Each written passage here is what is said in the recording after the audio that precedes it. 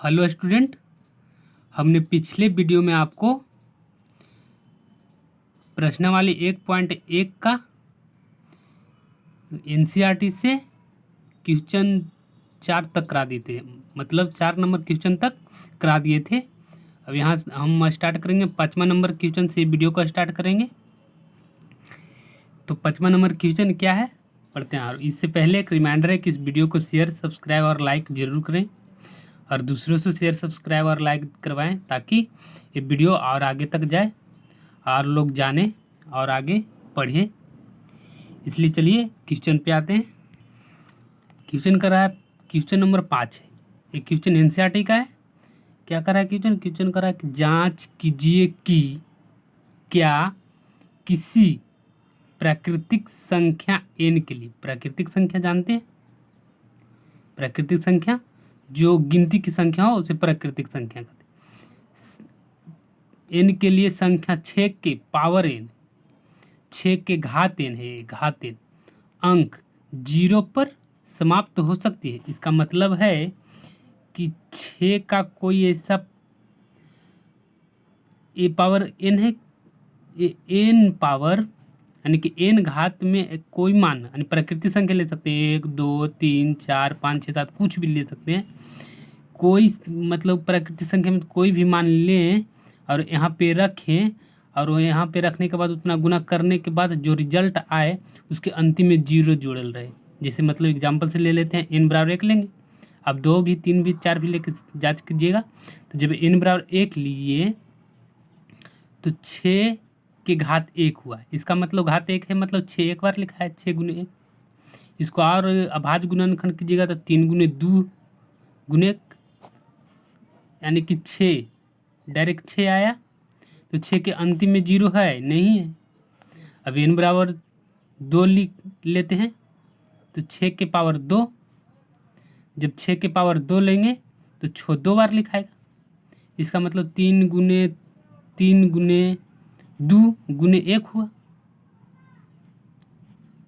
गुने 2, 3 गुने 2 गुने 2, यही ना हुआ। इसको पूरा गुना करेंगे तो 6 छक 36 आया। 36 के लास्ट वाला अंक क्या 6 है, 0 तो नहीं है, 0 नहीं हो रहा है। इनकी कोई भी संख्या ले रहे हैं तो 0 नहीं हो रहा है। तो 0 कब आता है, तो ऐसे ही देखते हैं।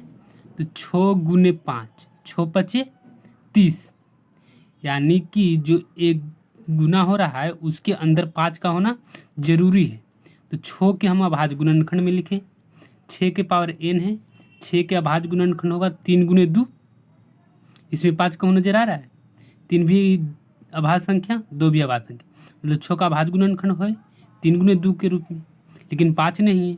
जब इसके अंदर 5 नहीं है तो आपका मान, आप n का मान कितनों भी रख दीजिए, 6 के अंत में जो रिजल्ट आएगा वो 0 नहीं होगा। 6 यानी कि इसके गुना करने पर जो रिजल्ट आएगा उसके अंत में 0 कभी नहीं होगा। 0 होने के लिए यहाँ इसका अभाज्य गुणनखंड 5 होना जरूरी है, लेकिन 5 नहीं है। अब जब नहीं है तो ये नहीं होगा, यही लिखेंगे एक बड़ा सा लैंग्वेज में। इसलिए इतना बड़ा में लिख देंगे इसको समझा के कि ये नहीं है तो नहीं होगा। क्या लिखा हुआ है पढ़िए,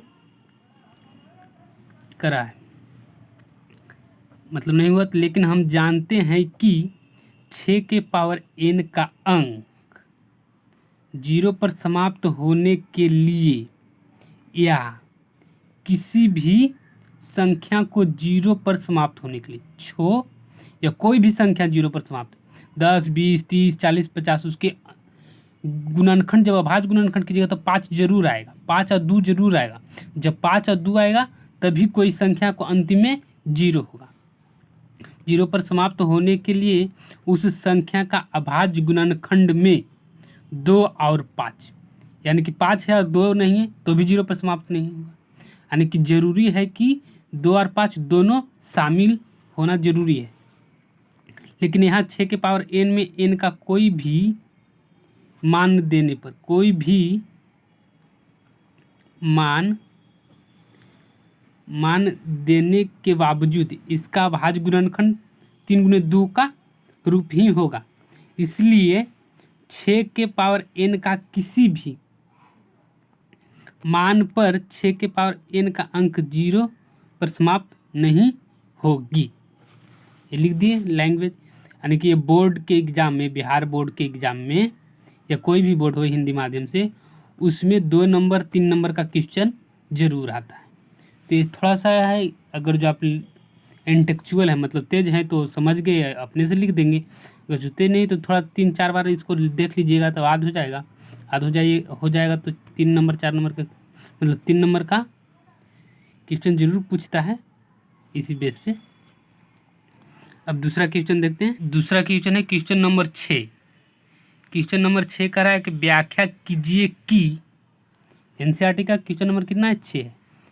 क्वेश्चन कह रहा है व्याख्या कीजिए कि 7 गुने 11 गुने 13 जोड़ 13 और 7 गुने 6 गुने 5 गुने 4 गुने 3 गुने 2 गुने 1 जोड़ है जोड़ 5 भाज्य संख्याएं क्यों हैं?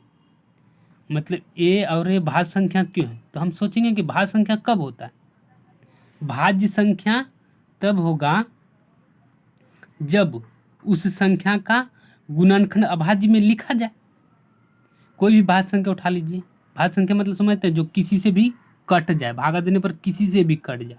जैसे 3 को लेंगे तो 3 किसी से कट रहा है, एक और अपने के अलावा नहीं। 2 किसी से कट रहा है, एक और अपने के अलावा नहीं, तो ये अभाज्य संख्या हो गया। लेकिन 4 ले लेते हैं तो 4 अपने से भी कट रहा है, 4 एक से भी कट रहा है, 4 2 से भी कट रहा है।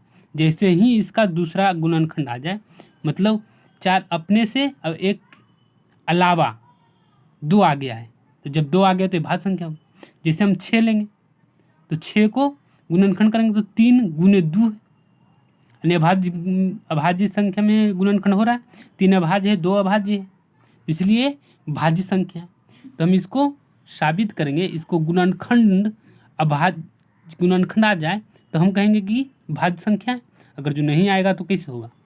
इसको पहले अभाज्य गुणनखंड देखते हैं, करते हैं। इसको करने के लिए इसे लिख दिए जो था वो सेम है। ये 13 है, ये 13 है। 13 दोनों में है, जब गुना में रहता है तो भागम तो इसको बाहर लिख सकते। जैसे ए गुने बी जोड़ गुणनखंड तो पढ़ेंगे, बी गुने सी, बी एकरों में है, बी एकरों में है, बी के हम कॉमन ले लिए, बाहर ले लिए, तो यहाँ क्या बचा? ए बचा, यहाँ ए बचा और जोड़ बचा और सी बचा, बी बाहर है, सी बचा। ऐसे लिख दे सकते हैं। इसी तरह से हम इसको भी ऐसे ही लिखें। 13 को उठा के बाहर लाए तो 7 बचा, 11 बचा, 7 गुने 11 और जोड़ 1 बचा, 11 सते 77 होगा। 1 जोड़ेंगे तो 78 होगा। 78 को अब गुणनखंड में तोड़ेंगे तो 13 गुने 39 गुने 2, 39 को करेंगे तो 2 गुने 3 गुने 13 गुने 13, यही है। यानी कि ये जो है वो अभाज्य गुणनखंड के रूप में टूट गया। ये पूरा कितना में टूट गया? अभाज्य गुणनखंड में। जब अभाज्य गुणनखंड में टूटा हुआ है तो ये भाज्य संख्या है। कौन संख्या है? भाज्य संख्या। अब दूसरा है, एगो तो हो गया कि ये भाज्य संख्या है। इसमें कॉमन क्या है? दोनों में पाया गया क्या है? 5 है, 5 बाहर ले लिए। 7 गुने 6 गुने 4 गुने 3 गुने 2 गुने 1 जोड़ 1, इसको पूरा गुना करके अब 1 जोड़ेंगे, इसको पूरा गुना कीजिएगा इतना पूरा, तो आपको आएगा 1008। इसमें 1 जोड़िएगा तो ये इतना आएगा 1009। 1009 किसी संख्या से नहीं कट रहा है, ये अभाज्य संख्या, ये भी अभाज्य संख्या। अभाज्य संख्या दोनों है गुना के रूप में, यानी कि ये दोनों गुणनखंड के रूप में है। तो जो इस संख्या है कहाँ पे? ये संख्या आपको क्या हो गया? भाज्य हो गया। क्यों हो गया भाज्य? क्योंकि इसका गुणनखंड हम अभाज्य गुणनखंड ले आए। जब जिसका अभाज्य गुणनखंड आता है वो संख्या क्या होता है? भाज्य होता है। आई होप, मतलब मैं आशा करता हूँ कि आपको अच्छी से समझ में आ गया होगा। और एक व्हाट्सअप चैनल भी है जिसपे हम जिसको क्वेश्चन दूसरे बुक से हो, लुसेंट हो, भारतीय भवन हो, कोई और बुक हो, उसका सॉल्यूशन भी देते हैं।